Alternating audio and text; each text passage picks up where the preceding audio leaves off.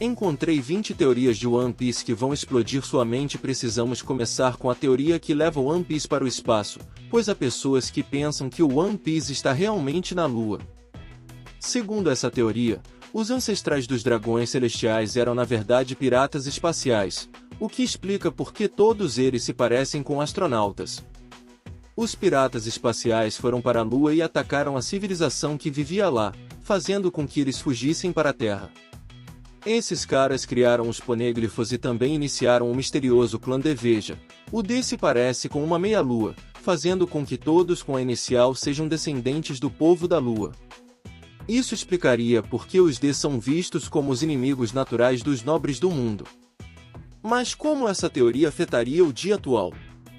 Bem, o tesouro em Laug Tale é na verdade apenas direções deixadas pelo clã da Lua, levando quem nos encontrar até a Lua, onde o verdadeiro One Piece reside. Basicamente, se essa teoria for verdadeira, veremos os Chapéus de Palha irem ao espaço para reivindicar o One Piece. Isso também significaria o retorno de Enel, você sabe, o cara que está preso na Lua por cerca de 900 episódios. Mas mesmo que a última teoria não seja verdadeira, há muitas outras teorias que trazem Enel de volta à história. Por exemplo, a Lua pode ser a arma antiga Uranus, a única sobre a qual não sabemos nada. Se for esse o caso, significa que a Lua tem que fazer parte da história, trazendo Enel com ela. Outra possibilidade vem da fruta do diabo de Fugitora. Se ele for levado ao limite em batalha, pode usar seus poderes de gravidade para trazer um pedaço da Lua para o campo de batalha, invocando Enel involuntariamente. Mas se Enel voltar, isso só significa que ele será um alvo para o Barba Negra, porque há uma teoria de que Barba Negra conseguirá uma terceira fruta do diabo. Ter duas frutas do diabo já é um grande mistério, mas se essa teoria for verdadeira, faria perfeito sentido, pois diz que Barba Negra é na verdade 3 pessoas diferentes em um corpo. E há muitas evidências que apoiam isso. Primeiro de tudo, isso explicaria por que Barba Negra é um personagem tão inconsistente. Às vezes ele é covarde, outras vezes é imprudentemente corajoso. Ele pode parecer esperto em uma cena, mas parecer um idiota na próxima. Também explicaria como ele foi capaz de trair a tripulação de Barba Branca sem pensar 2 vezes. Pense nisso. Esse cara fez parte da tripulação praticamente a vida toda, mas assim que encontrou a fruta do diabo que procurava, matou imediatamente o colega de tripulação que a encontrou e fugiu. Se isso não é uma boa evidência de uma personalidade dividida, eu não sei o que é. E lembre-se de quando Luffy e Zoro encontraram Barba Negra, ambos sentiram várias pessoas durante seu encontro com ele. Agora, a maioria das pessoas acha que eles estavam falando sobre a tripulação dele, mas outros consideram isso uma confirmação dessa teoria. E claro, eu tenho que mencionar a bandeira de Barba Negra, a única que vimos que tem 3 caveiras. Há tantas evidências apoiando essa teoria que tem que ser verdade. Essas foram apenas 3 teorias malucas de One Piece, mas você terá que esperar até o final para ver a teoria de Zoro que dividiu a comunidade. Agora, para a pergunta na mente de todos: como Shanks, um futuro Yonkou, perdeu seu braço para uma besta marinha normal? Quero dizer, não faz sentido para o cara que é tão forte quanto Miel ser destruído assim, o que levou alguns fãs a acreditar que Shanks perdeu seu braço de propósito para manipular Luffy. Desde que ele salvou a vida de Luffy, Luffy idolatra Shanks, e de acordo com essa teoria, isso é apenas parte do plano mestre de Shanks. Ele vai fazer Luffy conseguir o One Piece para ele. Agora, essa teoria não é levada tão a sério, mas é bem engraçado imaginar Shanks manipulando Luffy para desistir de seu sonho. E essa não é a única teoria que envolve Luffy enfrentando seu ídolo, já que a maioria dos fãs acredita que um confronto entre os Chapéus de Palha e os Piratas do Ruivo é inevitável. E há uma teoria em particular que seria a forma mais interessante de essa batalha acontecer. Lembra da luta Dave Beck? O arco que foi considerado um filler canônico porque parece irrelevante para o resto da história? Bem, e se isso foi uma preparação para a batalha final de Luffy? Os Chapéus de Palha e os Piratas do Ruivo terão uma luta Dave Beck, uma série de lutas um contra um onde o perdedor se junta à tripulação do vencedor. No entanto, essa luta Dave Beck seria um pouco diferente. Eles não apostariam tripulantes, mas colocariam o One Piece em jogo, com o capitão vencedor se tornando o próximo rei dos piratas. Imagine como isso seria incrível, batalhas com as maiores apostas, onde nem mesmo teríamos certeza se os Chapéus de Palha venceriam todas as lutas. Mas, obviamente, isso terminaria com os Chapéus de Palha levando a vitória geral e Luffy finalmente realizando seu sonho. Pelo menos eu espero que sim. E falando do sonho de Luffy, ainda não sabemos do que realmente se trata. Sabemos que ele quer encontrar o One Piece, mas isso é apenas uma parte dele.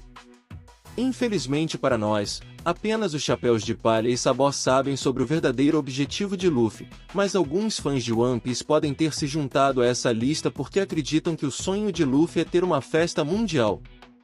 Pense nisso, no final de cada batalha, os Chapéus de Palha fazem uma festa e cada vez é maior que a anterior. E o próprio Oda admitiu que adora fazer cenas de festa, então qual seria a melhor maneira de terminar do que com a festa suprema? Acho que teremos que esperar para ver. Fazer uma festa para o mundo inteiro seria bem difícil com uma montanha gigante separando os 4 mares, o que nos leva à próxima teoria de que o One Piece terminará com a destruição da Headline. Como você pergunta? Bem, com o próprio One Piece. De acordo com a teoria, o One Piece é uma arma que altera o mundo, com o poder de unir o mundo. Mas essa teoria fica muito mais interessante quando você percebe que isso realizaria o sonho de todos os Chapéus de Palha. Primeiro de tudo, encontrar o One Piece completaria o sonho de Luffy, e encontrar a história deixada em Laug Tale realizaria o sonho de Robin de encontrar a verdade do mundo. Quando a tripulação chegar à ilha final, Usopp poderá dizer com segurança que é um bravo guerreiro do mar, enquanto Zoro teria que ser o espadachim mais forte até o momento em que Luffy se tornar rei dos piratas. Com a Headline destruída, os mares se misturariam, criando o All Blue dos sonhos de Sanji. Com todos os mares trabalhando juntos na medicina, Chopper poderá criar seu remédio milagroso que pode curar qualquer coisa.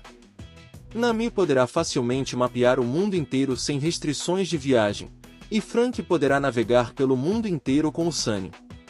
Como a Ilha dos Homens Peixe está sob a Headline, isso realizaria o sonho de Jinbei de trazer toda a raça dos Homens Peixe para a superfície. E, claro, Brook finalmente poderá se reunir com Mabon. Vamos apenas dizer que isso seria o final perfeito para os Chapéus de Palha. Infelizmente, a única coisa que essa teoria não cobre é a misteriosa vontade do D que tem o governo mundial tão preocupado. Então, claro, temos que falar sobre essa teoria que faz o relacionamento entre os dragões celestiais e o clã D fazer sentido. Isso remonta ao século vazio com a primeira geração dos dragões celestiais. Todos sabemos que os dragões celestiais não têm problemas com a escravidão, e isso levaria ao nascimento de seus inimigos mortais. Veja, a palavra japonesa para escravo é dor, o que leva as pessoas a acreditarem que um grupo de escravos celestiais iniciou uma rebelião, libertando-se dos nobres do mundo e começando o clã D. No entanto, apesar de sua nova liberdade, esse clã teria um alvo permanente em suas costas, até os dias atuais. Honestamente, está no caráter dos dragões celestiais guardar rancor contra as pessoas por algo que seus ancestrais fizeram séculos atrás, então eu não diria que essa teoria é tão absurda. Bem, provavelmente podemos apenas perguntar ao Usopp se é verdade ou não, já que alguns fãs notaram que suas mentiras sempre acabam se tornando verdadeiras mais cedo ou mais tarde.